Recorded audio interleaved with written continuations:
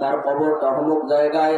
আমি সংবাদ পাইয়া মানুষ আত্মীয় স্বজন যখন চলে গেল, গভীর রাত্রে মানুষের চোখ ফাঁকি দিয়া আমি ওই কবরস্থানে গেলাম। কবরস্থানে যাইয়া আমি কবর খনন করলাম। কবর খনন করার পরে কবরের ভিতর ঢোকার পরে কাপড়, 5টা কাপড় আমি টান দিয়ে যখন উঠতেছিলাম, এবার শয়তান আমার ঘাড়ে পা দিয়ে বলতেছে, হে যুবক, তুমি শুধু 5টা কাপড়ে রাজি হয়ে গেলা, তোমার 10টা মাইরা দেখো কবরের ভিতর যারা রাখা হয়েছে এমন সুন্দরের রূপসী রমণী কোনোদিনও তুমি দেখো নাই। তুমি চাইলে এই মুহূর্তে তুমি তার সাথে জেনা করতে পারবা। বলেন নাউজুবিল্লাহ। ইয়া রাসূলুল্লাহ, ইয়া হাবিবাল্লাহ, শয়তানের কবলে আমি পড়ে গেলাম। টসটা লাগাই দেখলাম আসলে এত বড় সুন্দরী রূপসী আমি জীবনে কোনোদিন দেখি নাই।